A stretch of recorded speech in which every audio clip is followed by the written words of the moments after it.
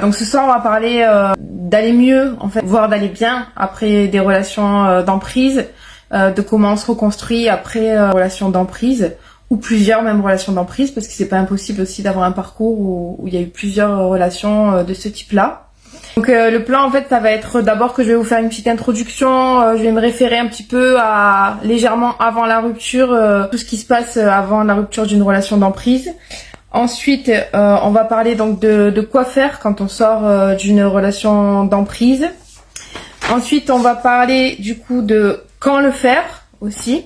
On va parler dans un troisième temps de pourquoi le faire du coup. Pour l'introduction, donc je voulais qu'on parte en fait de la base, c'est-à-dire du moment avant la rupture, de ce qui se passe, et ce qui se passe ça peut durer plus ou moins longtemps en fonction des relations, en fonction de la tolérance à la souffrance qu'on a, etc. Mais c'est tout ce qui se passe avant cette rupture qui conditionne aussi la suite, l'après-rupture et l'état dans lequel on se retrouve après ces relations d'emprise. Donc voilà. Donc avant la rupture, d'abord il y a une phase d'hésitation. C'est-à-dire qu'il y a une phase où on se demande si c'est moi le problème, si c'est l'autre le problème, ce qui est normal, ce qui est pas normal, ce qui est acceptable, ce qui est pas acceptable.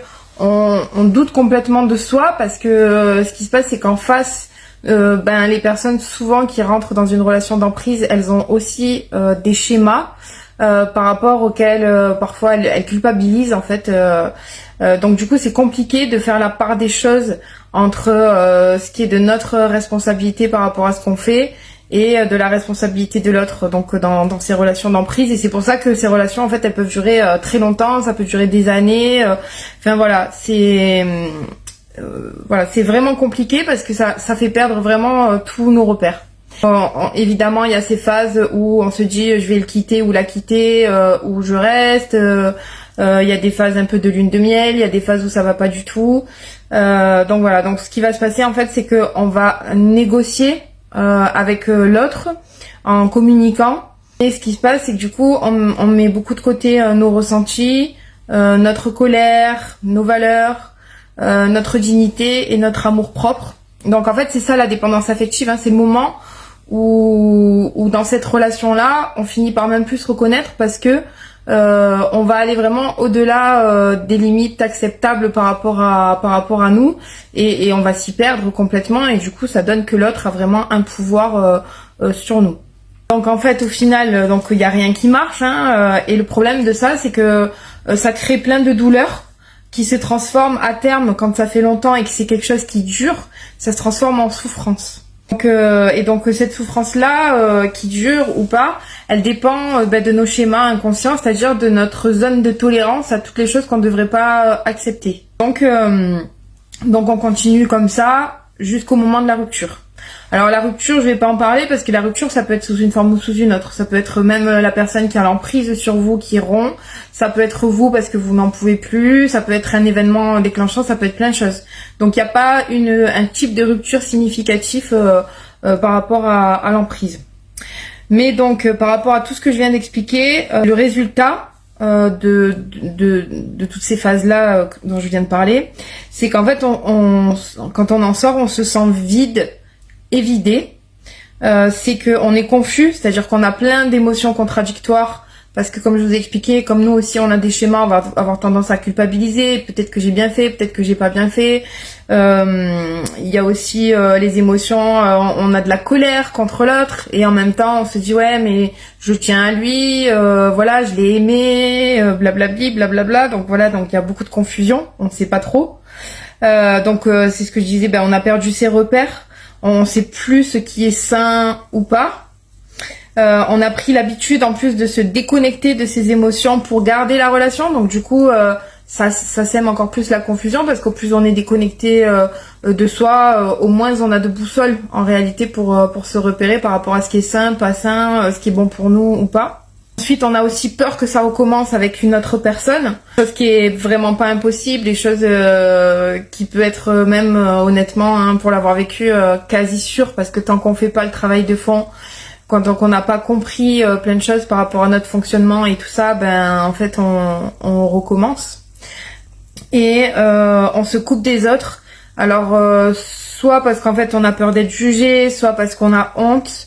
Et quand je parle de honte, c'est parce que des fois ça fait 100 fois qu'on a rompu avec la personne aussi, que les amis sont dans le jugement par rapport à ça. Des fois il y a même des amis qui en rigolent. Moi ça m'est arrivé déjà ça.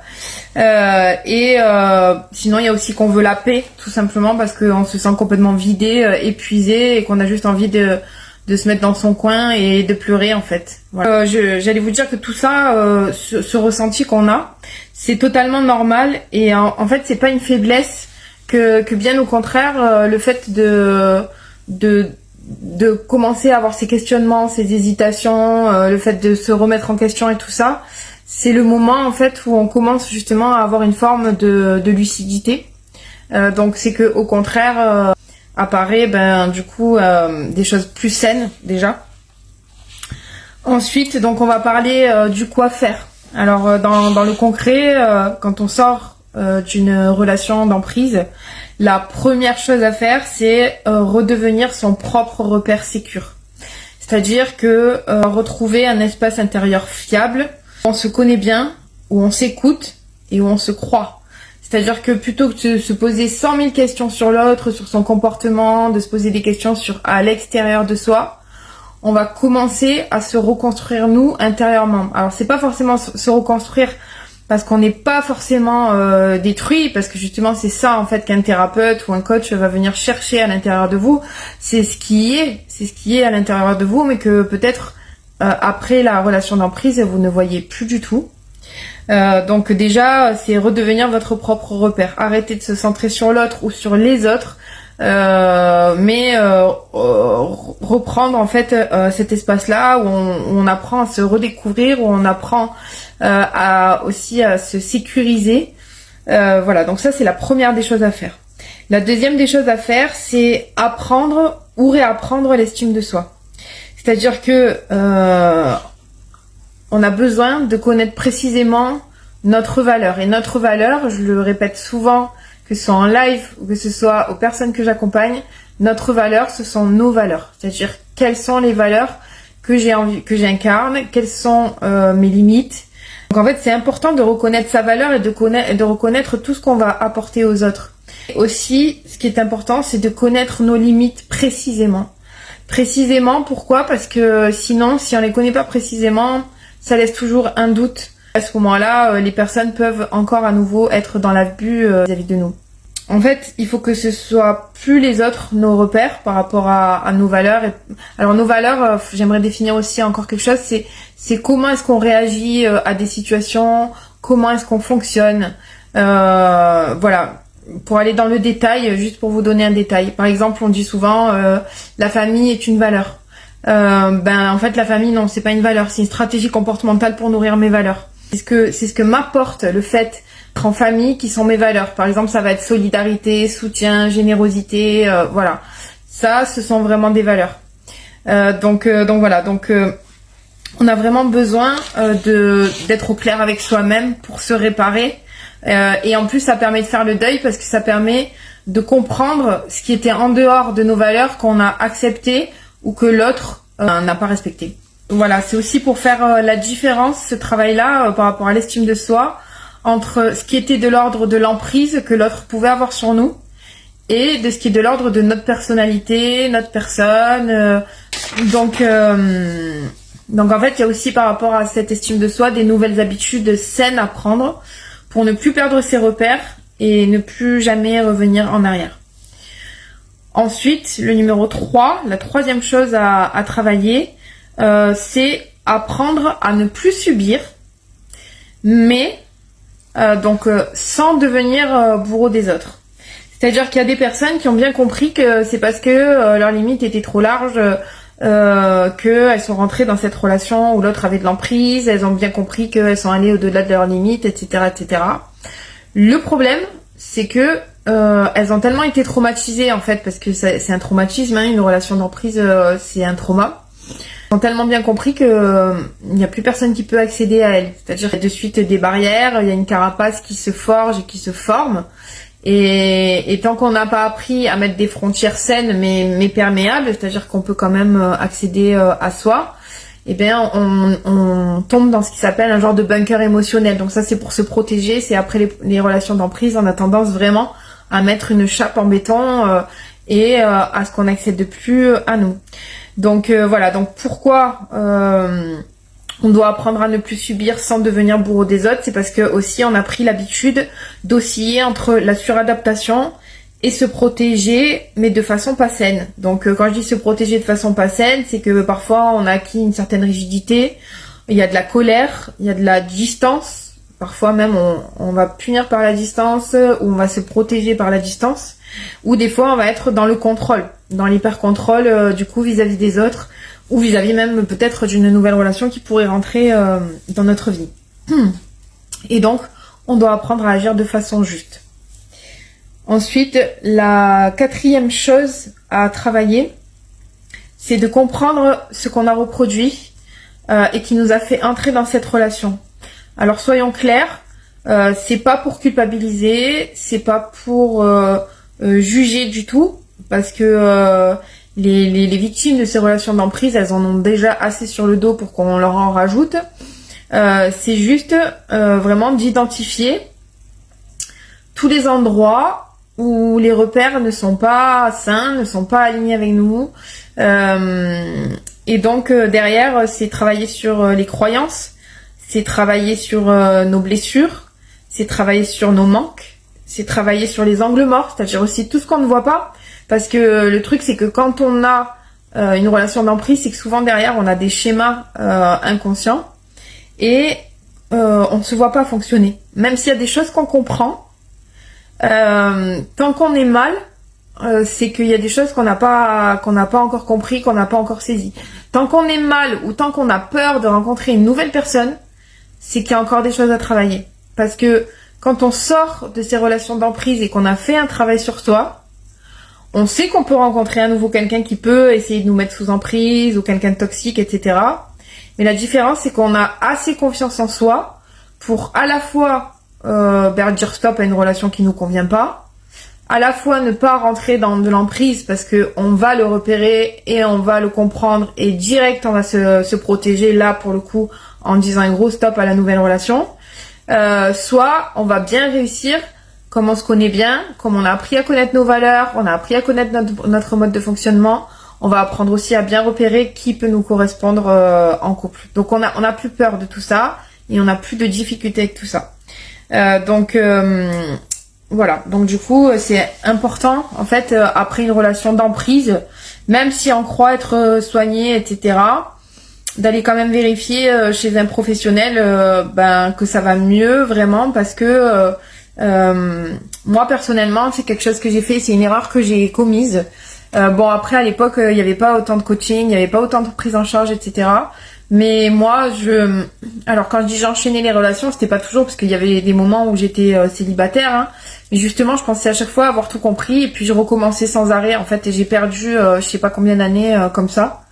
Et donc c'est important honnêtement hein, vraiment peu importe qui mais d'aller faire un travail pour bien analyser, pour bien prendre du recul par rapport à tout ce qui s'est passé. Et puis il y a aussi une chose, c'est que quand on sort d'une relation d'emprise, on reste quand même fragile parce que on peut facilement y retourner ou parce que on peut facilement aussi retomber dans une nouvelle relation d'emprise. Donc la meilleure sécurité, c'est vraiment d'aller voir quelqu'un, qui vous avez envie, qui vous inspire. Mais d'aller quand même voir quelqu'un pour aller vérifier que vous avez bien tout saisi, bien tout compris, etc. et pour pas que ça recommence en fait. Voilà. Ensuite, donc je vais vous parler de quand le faire. Donc quand le faire, en fait, c'est le plus rapidement possible tout ça, tout ce dont je vous ai parlé. Donc pour ceux qui arrivent en cours de route, c'est donc redevenir son propre repère sécure, apprendre ou réapprendre l'estime de soi, apprendre à ne plus subir sans devenir le bourreau des autres et comprendre ce que j'ai reproduit et qui m'a fait entrer dans cette relation. Voilà, donc tout ça c'est le plus rapidement possible à faire. Pourquoi ? Parce que dès qu'on sort d'une relation d'emprise, on y voit encore clair par rapport à ce qui s'est passé puisqu'on vient de rompre. on se rappelle encore de la souffrance, on sent les failles et on a facilement accès à ce qui n'allait pas. Et en fait, à cause de la douleur de cette rupture ou de cette relation, on a plus notre corps et notre cœur qui sont ouverts au changement. Parce que, en fait, ce qui se passe, c'est que plus on attend, plus on se referme. Et donc, on se met à minimiser ce qui s'est passé en se disant que bon, c'est bon, on a tout compris. On oublie. Il y a plein de choses qu'on oublie aussi avec le temps qui passe. Ensuite, on se dit donc je vais mieux, pas besoin de travailler dessus. Et en fait, tant que ce n'est pas fait, ça recommence. On peut aussi, sinon, aussi suite à cette relation d'emprise, rester dans la colère ou dans la tristesse. Et c'est là où en fait justement on se met dans un bunker émotionnel en se disant bon bah du coup je vais rester célibataire. Il y a beaucoup de personnes qui se disent je vais éliminer le problème en mettant ma vie sentimentale de côté. Et donc il y a plein de personnes moi qui viennent me voir en rendez-vous et qui me disent mais je comprends pas, je suis pas dépendante affective ou dépendant affectif parce que je suis restée longtemps célibataire et si j'étais dépendant affectif ou dépendante j'enchaînerais les relations.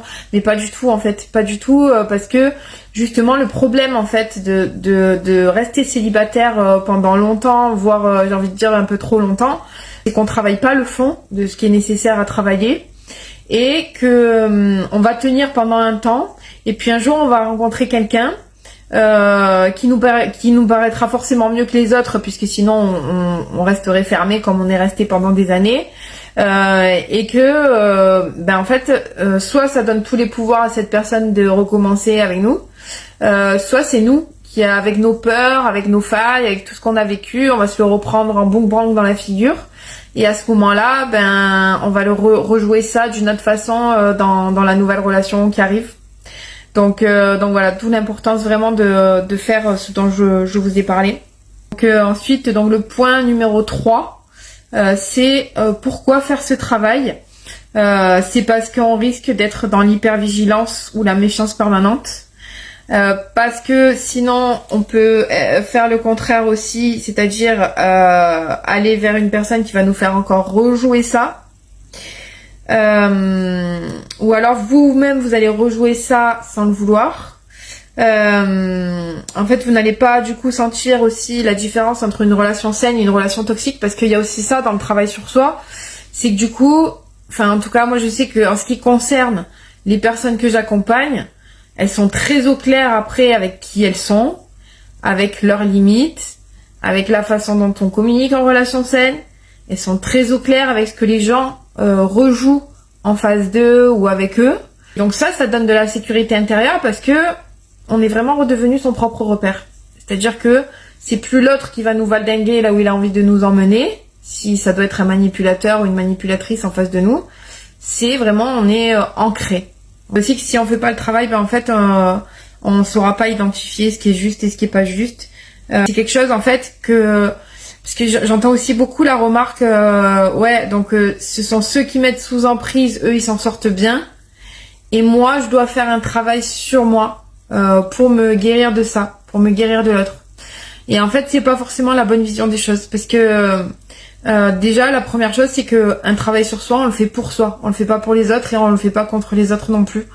Un travail sur soi on le fait pour retrouver sa confiance en soi, pour retrouver sa sérénité. On le fait pour se sentir vraiment serein, c'est pas pour les autres ou pour se protéger. Évidemment, la conséquence de ce travail sur soi, ça va être de réussir à se protéger des relations toxiques. Mais avant tout, on le fait pour soi et pour se sentir mieux, pour se sentir bien et pour s'éviter en fait toutes les conséquences dont je vous ai parlé. C'est une très belle soirée, à bientôt, au revoir.